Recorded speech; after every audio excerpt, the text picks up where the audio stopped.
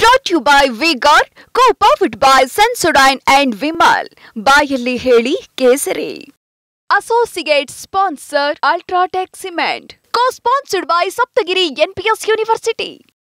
Sir, ಈಗ exit poll ಬಂದಿದೆ. ನೀವು ಕೂಡ ರಾತ್ರಿ ಎಲ್ಲ ಕುತೂಹಲಕಾರಿಯಾಗಿ ನೋಡಿದಿರಿ. ಸೊ ಈ ಎಕ್ಸಿಟ್ ಪೋಲ್ ಬಗ್ಗೆ ನೀವೇನು ಹೇಳ್ತೀರಿ ಸರ್? ನಾನು ನಿನ್ನೆನೂ ಕೂಡ ಹೇಳಿದ್ದೇನೆ, ಈ ಎಕ್ಸಿಟ್ ಪೋಲ್ಸ್ನ ನಂಬಲಿಕ್ಕೆ ಸಾಧ್ಯ ಇಲ್ಲ. ವಿಶೇಷವಾಗಿ ಕರ್ನಾಟಕದ ಉದಾಹರಣೆ ತೆಗೆದುಕೊಳ್ಳಿ. ಇಲ್ಲಿ ಕನಿಷ್ಠ ಪಕ್ಷ ಅತ್ಯಂತ ಕಡಿಮೆ ಅಂದರೆ ನಾವು 14 ಸೀಟನ್ನು ಗೆಲ್ತೀವಿ. ಯಾಕಂದ್ರೆ ಗ್ರೌಂಡ್ ರಿಯಾಲಿಟೀಸ್ ನಮ್ಗೆ ಗೊತ್ತಿದೆ.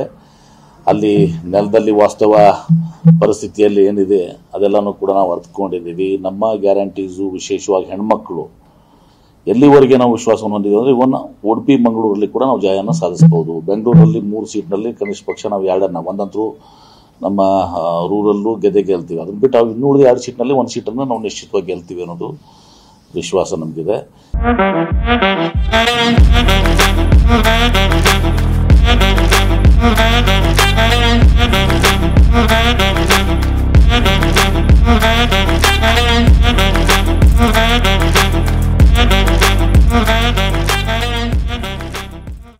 ಹೀಗಾಗಿ ಈ 3, 5, 7, 8 ಇದು ಯಾವುದೂ ಕೂಡ ನಂಬಲಿಕ್ಕೆ ಸಾಧ್ಯ ಇಲ್ಲ. ಈಗ ಡಾಕ್ಟರ್ ಪರಮೇಶ್ವರ್ ಅವರು ಗೃಹ ಸಚಿವರು, ಅವರು ತಮ್ಮದೇ ಆದಂಥ ಒಂದು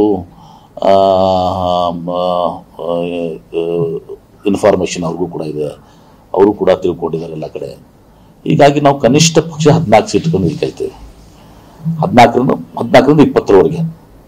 ಹೀಗಾಗಿ ಇಲ್ಲಿನೇ ಈ ಎಕ್ಸಿಟ್ ಪೋಲು ಇದೆಲ್ಲವೂ ಸತ್ಯ ಅಲ್ಲ ಅಂಥೇಳಿ ನಾವು ಭಾವಿಸ್ತೇವೆ. ನಾವು ಭಾವಿಸೋದಲ್ಲ, ನಾವು ತಿಳ್ಕೊಂಡಿದ್ದೇವೆ ಅದನ್ನು. ಅದೇ ರೀತಿ ನಮ್ಮ AICC ಅಧ್ಯಕ್ಷರು ಮಲ್ಲಿಕಾರ್ಜುನ್ ಖರ್ಗೆ ಅವರು ಕೂಡ ಅವರೊಂದು ನಿನ್ನೆ ಸಭೆಯನ್ನು ಮಾಡಿ ಎಲ್ಲ ಅಲೈಸ್ ಏನಿದ್ದಾರೆ ಇಂಡಿಯಾ ಅಲಯನ್ಸ್ ಜೊತೆ ಮಾತಾಡಿ ಒಂದು ಅಂದಾಜನ್ನು ಅವರು ಕೂಡ ಮಾಡಿದ್ದಾರೆ, ಎಷ್ಟು ಸೀಟ್ಗಳು ನಾವು ಗೆಲ್ತೀವಿ ಅಂತೇಳಿ. 295 ಸೀಟು ಅಂತೇಳಿ ಅವರೆಲ್ಲ ಲೆಕ್ಕಾಚಾರ ಹಾಕಿದ್ದಾರೆ. ಮತ್ತು ನಾನು ಕೂಡ ಅವತ್ತು ದಿವಸ ಅರ್ಥ ಮಾಡ್ಕೊಂಡಾಗ ಉತ್ತರ ಪ್ರದೇಶದಲ್ಲಿ ಕನಿಷ್ಠ ಪಕ್ಷ 20 ಸೀಟ್ಗಳು ಕಳ್ಕೊತಾರೆ ಬಿಜೆಪಿಯವರು, ಮಹಾರಾಷ್ಟ್ರದಲ್ಲಿ 15-20 ಸೀಟ್ ಕಳ್ಕೊತಾರೆ, ಕರ್ನಾಟಕದಲ್ಲಿ ಒಂದು ಕಡಿಮೆ ಕೊಂಡ್ರೆ 13 ಸೀಟನ್ನು, ಹೊಸಲ 14 ಅಂದ್ರೆ 13 ಸೀಟನ್ನು ಕಳ್ಕೊತಾರೆ. ಮಿನಿಮಮ್ 13-15 ಸೀಟ್ ಇಲ್ಲಿ ಕಳ್ಕೊತಾರೆ. ರಾಜಸ್ಥಾನದಲ್ಲಿ 10 ಸೀಟ್ ಕಳ್ಕೊತಾರೆ. ಆಮೇಲೆ ಇವತ್ತು ಹರಿಯಾಣದಲ್ಲಿ ಕಳ್ಕೊತಾರೆ. ಇದೆಲ್ಲ ನೋಡಿ ಲೆಕ್ಕಾಚಾರ ಹಾಕಿದ್ರೆ 70-80 ಸೀಟ್ ಇಲ್ಲಿ ಆಗ್ತದೆ. ಸೊ 300 ಸೀಟ್ 303ರಲ್ಲಿ ಒಂದು ತೆಗೆದುಬಿಟ್ರೆ 230, 245 ಬರ್ತಾರೆ. ಹೀಗಾಗಿ ವಾಸ್ತವ ಪರಿಸ್ಥಿತಿ ಗ್ರೌಂಡ್ ರಿಯಾಲಿಟೀಸ್ ಇದ್ದಾಗ, ಮತ್ತು ಮೋದಿ ಅಲ್ಲೇ ಈ ಸಲ ಇರಲಿಲ್ಲ. 2019ರಲ್ಲಿ ಆ ಪುಲ್ವಾಮಾ ದಾಳಿಯಾಗಿ, ತದನಂತರ ಬಾಲಾಕೋಟ್ ಇದು ಆಗಿ, ಜನರಲ್ಲಿ ರಾಷ್ಟ್ರೀಯ ಭಾವನೆ ಬಂದಾಗ ದೇಶ ಪ್ರಥಮ ಅಂಥೇಳಿ ಇವತ್ತು ಮೋದಿಯವ್ರಿಗೆ ಸೆಂಟ್ರಲ್ ಗೌರ್ಮೆಂಟ್ ಇದಕ್ಕೆ ನಾವು ಸ್ಟ್ರೆಂಥನ್ ಮಾಡಬೇಕು ಅಂತೇಳಿ ಆ ಸಂದರ್ಭದಲ್ಲಿ, ಯುದ್ಧದ ಸಮಯದಲ್ಲಿ ಯಾರ್ಯಾದರೂ ಕೂಡ ಮಾಡ್ತಾರೆ. ಆ ವಿಚಾರದಲ್ಲಿ ಜನ ಇವತ್ತು ಮತ ಕೊಟ್ಟರು. ಆಗ 303. ಈಗ ಅಂಥದ್ದು ಯಾವುದೂ ಇಲ್ಲಲ್ಲ. ಅದನ್ನು ಹೇಳಿದ್ದೀನಿ, RSSನವರು ಎಲ್ಲಿನೂ ಕೂಡ ಭಾಗವಹಿಸಿಲ್ಲ. ಅವರೇ ಇವತ್ತೊಂದು ದಿವಸ ಇಂಟ್ರೆಸ್ಟ್ ತಗೊಂಡಿಲ್ಲ. ಇವತ್ತೊಂದು ದಿವಸ ಇಡೀ ದೇಶದಲ್ಲಿ.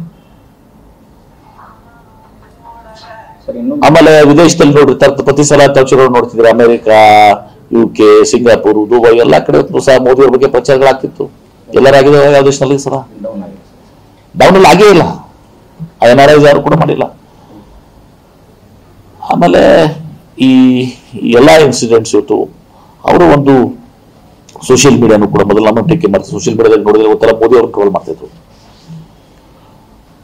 ಅದು ಎಲೆಕ್ಟ್ರಲ್ ಬಾಂಡ್ಸ್ ಇರ್ಬೋದು, ಮತ್ತೊಂದು ಇರ್ಬೋದು, ಎಲ್ಲ ವಿಚಾರಗಳಲ್ಲಿ ಮೋದಿ ಅವರು ಟ್ರೋಲ್ ಮಾಡ್ತಾ ಇದ್ರು.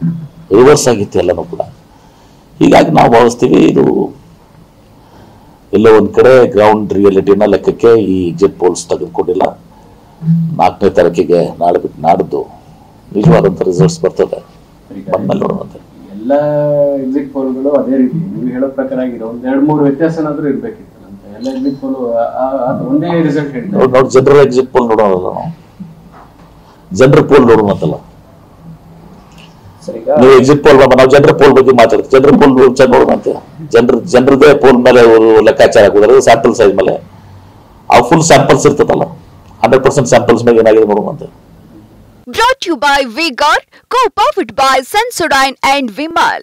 ಬಾಯಲ್ಲಿ ಹೇಳಿ ಕೇಸರಿ. Associate sponsor Ultratech Cement. Co-sponsored by Saptagiri NPS University.